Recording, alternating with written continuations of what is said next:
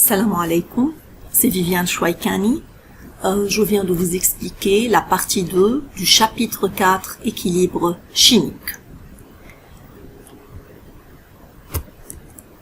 Commençons par les objectifs de cette leçon. Le premier objectif, il faut reconnaître l'allure des courbes cinétiques pour une réaction réversible. Le deuxième, il faut distinguer l'équilibre homogène de l'équilibre hétérogène. Et finalement, il faut reconnaître l'expression de la constante d'équilibre cassée.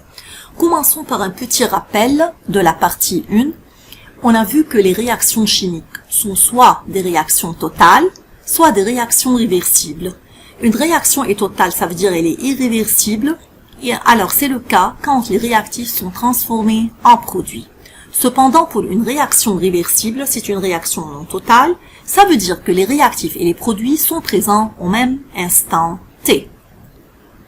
Maintenant, on a défini l'équilibre chimique comme étant un état de la réaction réversible où les vitesses des deux réactions directes et inverses deviennent égales.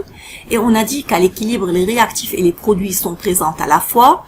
Et on a qualifié l'équilibre par dynamique, le mot dynamique. Pourquoi dynamique? Parce qu'on a dit, d'après cet exemple, que même si apparemment la réaction semble s'arrêter, ça veut dire qu'il n'y a plus une réaction, mais en réalité, il y en a une réaction directe et réversible, mais qui se font à des vitesses égales, comme l'exemple de l'homme qui court sur un tapis roulant. Maintenant, commençons par les courbes cinétiques d'une réaction réversible. Pour cela, considérons la réaction réversible suivante, N2O4, qui va donner 2NO2 d'une façon réversible. En fait, initialement, au temps t égale à 0, vous savez bien que la vitesse de la réaction directe est grande, rapide. Puis, elle diminue jusqu'à atteindre une valeur constante à un temps donné t. Pourquoi elle est rapide et elle diminue? Parce qu'au début, la concentration du réactif est maximale. Et vous savez que la concentration est un facteur cinétique. Donc, plus la concentration diminue puisque le réactif se transforme en un produit, la vitesse de la réaction va diminuer. Et il arrive donc à un temps ici où elles deviennent constantes. De même, la vitesse de la réaction inverse est faible, car au début, ça veut dire au temps t0, la concentration du produit est nulle.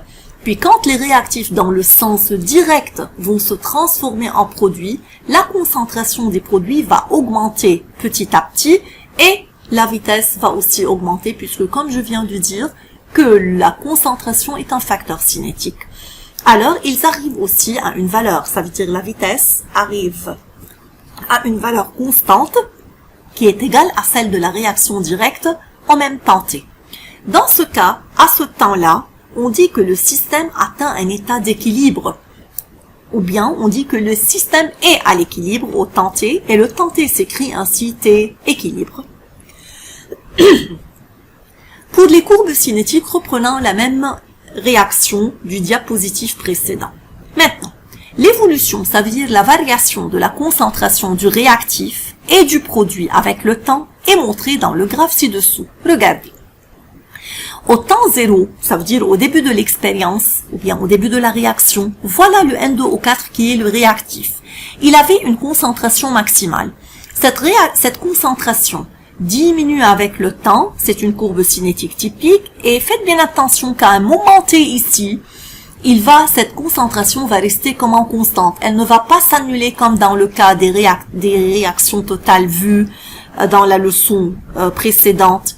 Et de même, pour le produit NO2, au début, sa concentration est nulle. Et cette concentration augmente avec le temps jusqu'à arriver aussi à un instant qui est le même instant que ceux du réactif où la concentration devient constante. Donc ce temps est en fait le temps d'équilibre, donc l'équilibre chimique est atteint. Maintenant, pour les réactions réversibles, l'équilibre peut être atteint en partant de l'une des deux directions. Que veut dire ça? Considérons cet exemple. Voici cette équation. N2 plus H2 va donner le NH3. Voici les courbes cinétiques. Ici, N2 et H2 sont considérés des réactifs. Alors, voici, ça c'est la courbe de H2 puisqu'il s'agit d'un réactif. Il va diminuer, mais il va arriver à un temps t qui est le temps de l'équilibre où la concentration va devenir constante. De même pour H2 qui est pour N2 qui est un réactif, aussi sa concentration va diminuer. Et vous savez bien pourquoi les concentrations ici de N2 et H3 sont différentes, parce que regardons les coefficients stoichiométriques. Mais maintenant, oubliez les coefficients stoichiométriques, on va se contenter de l'allure des courbes cinétiques. Donc je reprends, N2 et H2 sont des réactifs, alors leur concentration va diminuer avec le temps et devenir constante. Alors que pour NH3, la courbe cinétique va augmenter puisque NH3 dans ce cas est un produit. Maintenant, écrivons cette équation d'une façon réversible. Ça veut dire, regardons tout simplement, ça c'est l'inverse de celle-ci. Ça veut dire le NH3 est considéré maintenant comme étant un réactif et le N2 et le H2 comme étant des produits. Les courbes cinétiques correspondantes deviennent NH3 puisqu'il est considéré comme étant un produit, sa concentration est maximale au temps zéro, puis elle commence à diminuer pour devenir constante. Alors que les courbes ou bien les concentrations de N2 et H3 vont augmenter car ils sont maintenant des produits, leur concentration est nulle au début, alors ils augmentent pour devenir constants.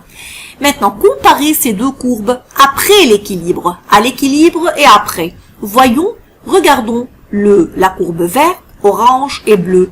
Elles sont les mêmes.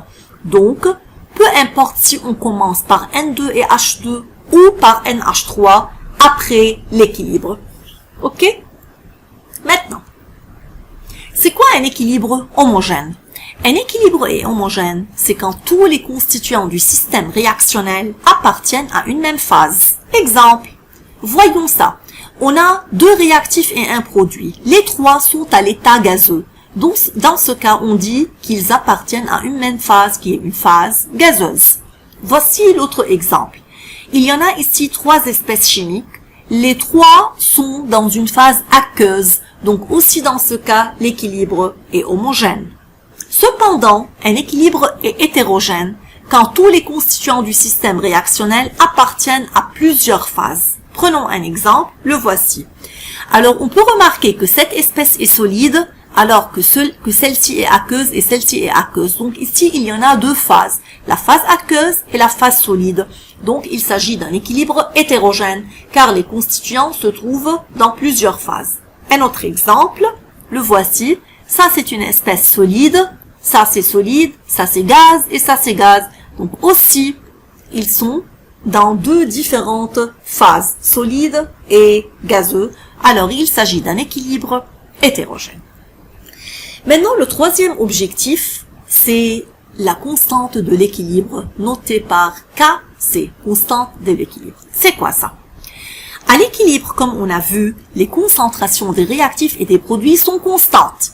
Et on a vu aussi que ces concentrations dépendent en fait des coefficients stoichiométriques. Expérimentalement, et tout simplement expérimentalement, il a été prouvé que ces concentrations sont liées par une relation qui dépend des coefficients stoichiométriques des réactifs et produits. Comment ça? Tout simplement, considérons une équation chimique suivante. Alors, voyons. La concentration des produits, on commence toujours par les produits, on les écrit au dénominateur. C est un produit, donc la concentration de C, exposant le coefficient stoichiométrique de C, multiplié par la concentration de D, exposant le coefficient stoichiométrique de D, divisé par la concentration de ce réactif, parce que les réactifs vont s'écrire au dénominateur, multiplié par, plutôt exposant le coefficient stoichiométrique de A, et multiplié par la concentration de B, exposant son coefficient stoichiométrique, à l'équilibre, cette valeur est trouvée égale à une certaine constante. Alors, cette constante est appelée par les chimistes constante de l'équilibre, et elle est désignée par Kc. Donc, Kc devient égal à cette relation. Les produits, multiplication des concentrations des produits exposant leur coefficient stoichiométrique, divisé par les concentrations des réactifs exposant leur coefficient stoichiométrique. Il y a ici une note très importante que la concentration des solides liquides et des espèces aqueuses ne figure pas dans l'expression de Kc. Alors, on attribue à chacune des concentrations de ces espèces une valeur égale à 1. Ça veut dire que seulement les espèces gazeuses figurent dans l'expression de K. K, ça c'est dans le cas en fait des équilibres hétérogènes. K dépend uniquement de la température. Donc sa valeur change uniquement avec la température et on considère dans ce cas que K est sans unité. Pour comprendre ce que je viens de dire ça, mais avant, il y a une idée à couvrir, que K de la réaction inverse est l'inverse en fait de K de la réaction. Qu'est-ce que je voulais dire par cette phrase? Tout simplement, voilà, reprenons cette équation générale. On sait bien que K est égal ça, d'après ce qu'on a vu dans le diapositive. Maintenant, écrivons cette équation d'une façon inverse. Le voilà. K'C est égal à la concentration des produits et divisé par les concentrations des réactifs. Maintenant, les produits sont les réactifs de cette réaction. Donc, comme vous remarquez, qu'est-ce que vous remarquez? Que K'C, est égal 1 sur Kc tout simplement. Maintenant, pour savoir comment on va travailler avec Kc, voyons cette application. Écrire l'équation de l'équilibre Kc pour les réactions suivantes. Je vous donne, voilà, 5 équations de réaction, ça veut dire, et je vous demande de faire une pause et de les résoudre sur un papier brouillon. Voilà. Maintenant, ça, c'est la solution de cette application. Regardons ici. Ces deux espèces, il s'agit ici d'un équilibre homogène. Donc, toutes les espèces figurent ici dans l'expression de Kc comme vous le voyez. O2, c'est un produit. Donc, on commence par écrire la concentration du produit multipliée par son, plutôt exposant son coefficient stoichiométrique. Et de même pour le réactif. Il est là, exposant 2. Voilà, ici c'est un gaz, gaz et gaz. Voici l'expression Kc, corrigez si vous avez une réponse correcte. Là-bas, ici, quand même, il s'agit d'un équilibre homogène, aqueux, donc les trois espèces ici, le produit et les deux réactifs vont figurer comme ça. Maintenant, regardons ça. Solide, gaz, liquide et gaz. Qu'est-ce qu'on a dit? Que les solides et les gaz ont des concentrations quand ils sont dans un équilibre hétérogène, ont une concentration égale à 1, considérée égale à 1. Donc, dans l'expression de Kc, comme je viens de dire, seulement les espèces gazeuses vont figurer ici. Donc, ça devient égal à la concentration du produit SO2 exposant 1, parce que le coefficient stoichiométrique est 1, divisé par la concentration du réactif gazeux qui est O2, alors que les autres espèces ne figurent pas dans Kc. De même, pour l'équation 5, voici, on a ici un solide, un gaz, un solide et un gaz. Donc l'expression de Kc deviennent, ou bien concerne seulement les espèces gazeuses. Une deuxième application à propos de la constante d'équilibre, aussi là je vous demande de faire une pause pour la vidéo et pour la résoudre. Et voilà la solution. Comme résumé, on a vu donc dans cette leçon qu'un équilibre homogène, c'est quand tous les constituants du système réactionnel appartiennent à une même phase. Elle est hétérogène quand tous les constituants du système réactionnel appartiennent à plusieurs phases. La constante de l'équilibre est désignée par Kc.